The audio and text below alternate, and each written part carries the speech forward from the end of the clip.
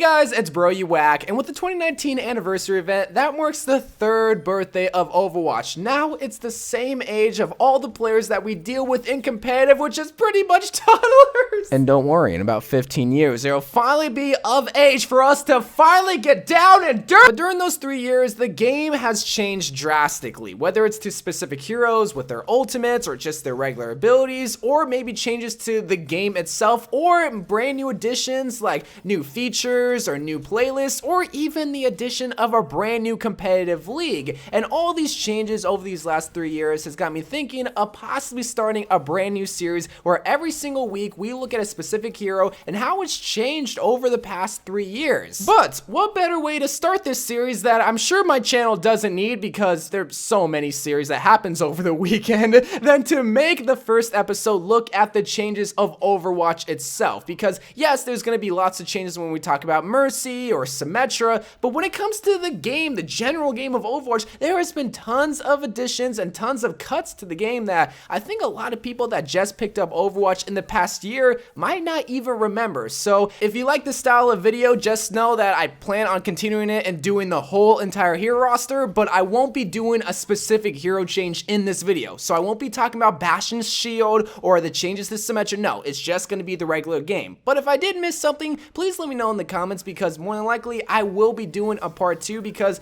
again, there's been so many changes, but I really want to talk about the major changes. So when you look at the changes of Overwatch, you have to realize that this game came out on May 24th in 2016, and that was a whole different time period that was pretty scary when it came to Blizzard, because they were releasing an FPS game, something that they have never ever released, and now 3 years later we can see that was very successful. But the fact that Blizzard was releasing such a highly anticipated game to compete against Battlefield or Call of Duty or Halo, all these games that are already established, was something unheard of. But when you load up into the game on May 24, 2016, you see that it's almost the exact same menu. Even the menu has somewhat stayed the same, but some minor changes has happened to it, to the point where I can go into detail about all their relevant stuff, like when it comes to the thinner text or possibly a light brown border to show your level. But the first thing that you see when you look at the menu that has changed over the past 3 years is the addition of the Overwatch League tab. Now obviously that's a minor addition when you just look at, well, the tabs, but you have to think about that. The Overwatch League, for a game that came out only 3 years ago, has already become one of the biggest esports organization of all time. So while the tab itself is not a big change, the addition of a brand new league that is going to take teams across the world traveling to battle each other is a huge change to not only Overwatch, but the gaming industry as a whole. So while the tab isn't all that game changing, the league itself was a huge change for Overwatch. But going down the tabs in order, the first tab that you see is going to be the highlight tab. Now that's been around ever since day one, but something that you're kind of spoiled to have nowadays is the ability to save highlights. Beforehand, you could only just watch the highlights, and you would have to have an external recording device to save your highlights. Whether that's OBS on PC or an Elgato for a console, you just were able to record it and not save it for however long you wanted. While it's not the biggest change, it's something that has made Overwatch a little bit more popular when it does come to posting your highlights online. And then the next tab, which is probably the biggest one that everyone deals with, the play tab, the place where dreams go to die and tears come out and you sacrifice your soul to Jeff Kaplan so that you can climb a few competitive Wait, there's no competitive tab. There's no competitive tab! We're saved!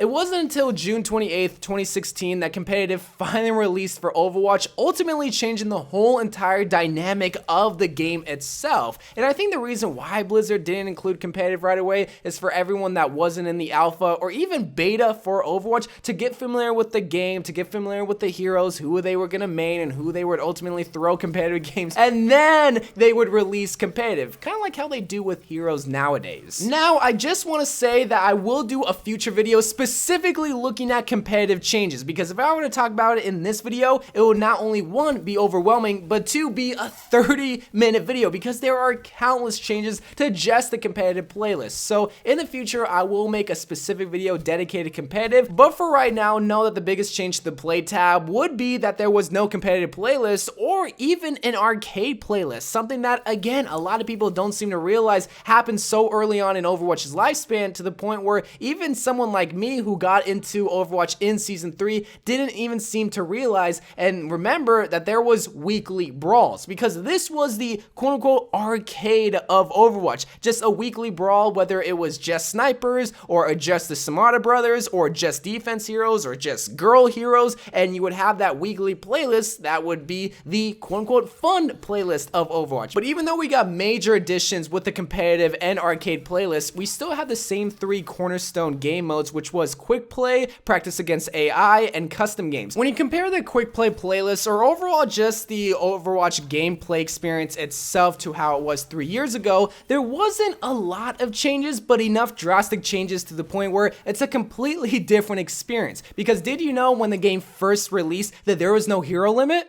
That's right, you could play 6 Mays, 6 McCrees, 6 Winstons in quick play. There was no limit playlist that you had to go into and play the brand new hero, which a lot of people use that playlist for. No, if someone insta-locked McCree away from you, you just had to pick McCree because there was no limit. It wasn't until Season 3 that they finally changed it, because they wanted to make Overwatch a lot more organized, and when everyone's just picking Genji because he's the coolest hero and no one's playing healer, yeah, that can get extremely disorganized. And again, I will talk about competitive, but that's basically how competitive it was too. There was no hero limit, and that made Overwatch a complete mess of a game initially. And some other additions that I thought I mentioned is that you had 40 seconds to pick your hero. Like the time that you're switching between heroes, you had 40 seconds, and then going into the game itself, you had 60 seconds to set up, which they changed to, I think, 30 and 45 respectively, along with the kill feed being less informative and having a different UI. Like, it wouldn't tell you if D.va ate Zarya's ultimate, or it wouldn't even tell you if you got killed by D.va's bomb itself. It would just say, D.va killed you, with the skinny text. It looks so weird and pubescent to me whenever I see the kill feed, because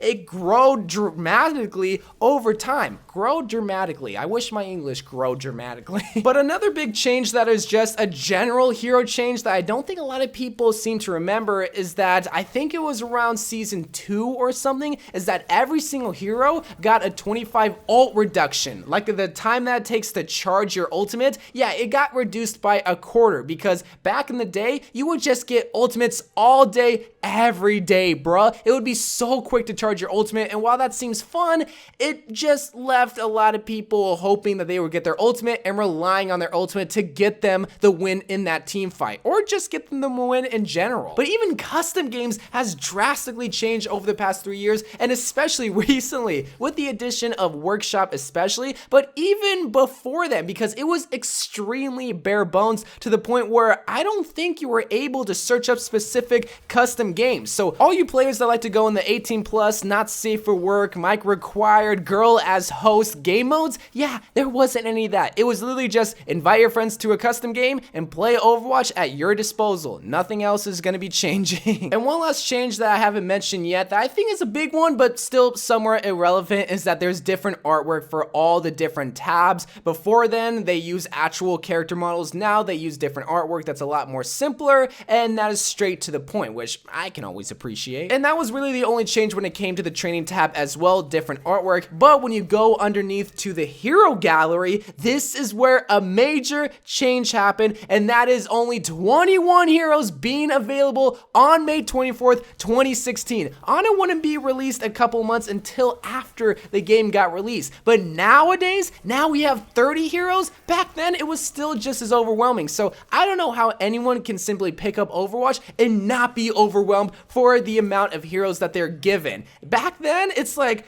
I don't know who to pick from the 4 healers. So with the 9 new heroes that came to Overwatch, yeah, that was a major change not only to the hero roster, but the meta and the gameplay itself. I mean, any kind of addition to the game is going to be big, but heroes, I think, is the biggest change considering how Overwatch works. And of course, when you look at the hero gallery specifically, we do see a different UI. If you don't know what UI stands for, it stands for user interface. And there was a different menu system. It wasn't slanted. It was just completely different. Again, another quality of life, but somewhere irrelevant change that I do like, but definitely goes unnoticed. And one thing that I don't think a lot of people are going to realize is that every single hero had exactly 54 items. Everyone had 54 items. Everyone had 4 legendary skins, had the same amount of voice lines. So yeah, it was a little bit more fair, but then over time, Blizzard shows some favoritism. And while we're in the hero gallery, while I will save this for the competitive specific video, I thought I'd mention that there was no gold guns. Since competitive wasn't a thing, you couldn't get competitive points to buy gold guns for your favorite hero. You just had to get the skin to show that, hey, I'm a Mei main, I'm a Mercy main, I'm a D.va main. Next, let's talk about how loot box changes over the past 3 years. Now, while the additions of skins and voice lines are the obvious, one thing that a lot of people don't seem to realize, especially if you played in the last year and a half or so, is that Blizzard actually added an algorithm that would be more favored towards people that would open more loot boxes over time, that would reward them with more legendary skins. So if you were open 20 loot boxes and you did not get a single legendary skin in those 20 loot boxes, the 21st loot box that you open would probably have double legendaries, triple legendaries, maybe even sometimes quadruple legendaries rewarded to you, because the more loot boxes you open that you don't get the higher priced items, the more likely it'll happen for that following loot box. Where beforehand, it was just simply open a loot box and hope for the best. There is no algorithm, just open the loot box, maybe you'll get lucky. Now, you can kind of guess when you're gonna get a legendary skin based on how many loot boxes you open. Next, I want to talk about a major change to career profiles, because if you've been playing in the past 6 months, you've been spoiled, especially if you're a healer main, because back then, there was no private profiles. Your statistics and your most time played heroes was on display for everyone to see, which is why they added private profiles, because everyone would see that you played 50 hours on Mercy, you insta-lock Reaper, and they'll be like, no. Go back to Mercy, you're not playing DPS. And the last thing on the main menu is gonna be the options tab. And now I can go into the boring stuff of like transparency UI and blah, blah, blah. Really, I wanna focus on the reticle customization, because nowadays we can change the distance of the crosshairs, change the size of the dots, and even change the colors. But back then, you could only change the colors, because we had default reticles. You could do a crosshair, you can do a dot with a circle, but you were limited to what Blizzard had for you. It wasn't until I think season 5 that you can really change and make it to whatever reticle you really want. You can make it a stupid reticle if you wanted to. Back then, you can only really be stupid when it came to the color. And then finally, I want to talk about the miscellaneous changes. Stuff that isn't specific to just options or the loot box tab, just things I thought I mentioned. And the first thing I want to talk about was the fact that there was only 12 maps on release day for the 4 game types. Now, there's like 50 million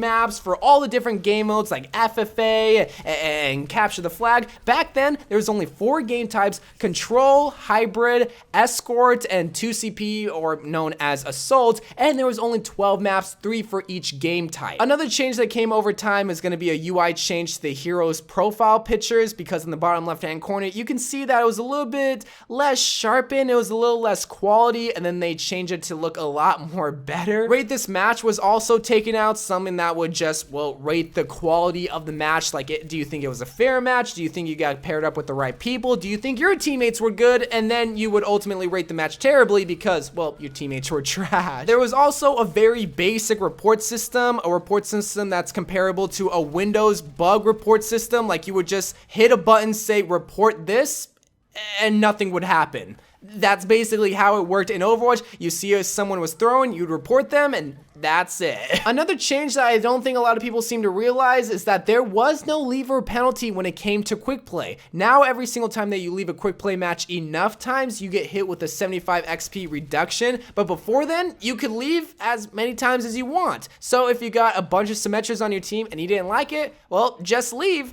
and you can earn that 75 XP as much as you want. And speaking of ranking up, one last thing I'll talk about to end this video off is that there was a completely different XP ranking system. I'm not talking about competitive rank like with Diamond and Grandmaster, no. I'm just talking about straight up leveling your account, because when you first start off Overwatch, when you start a fresh new account, yeah, it's a lot faster to rank that account up, because at the beginning you just need like 500 XP to get to rank 2, and then like 600 get to rank 3, so on and so forth, and then it gradually raise up to 20,000 XP for every single level. But then once you get a brand new star, or prestige as it's also known as, you would start that whole ranking system again, meaning that if you got a star on your border and then you got to level 1, all you needed was like 500 XP to get to rank 2. So you would not only rank up a whole lot faster, but you would also get loot boxes a whole lot faster because you'd just be ranking up so quick. People say all the time that Blizzard doesn't update Overwatch enough, but when you look at the changes to just the game itself, not even the heroes, you see that there was so many quality of life changes, little tiny changes that are so irrelevant, and big changes like the addition of competitive or the XP system or gold guns that I don't think people really appreciate their hard work on this game unless you were to really sit down and look at all the changes that they've done. And that's why I kind of want to make this series, to show you that Blizzard not only cares about this game but will continue to care about this game for years on end, because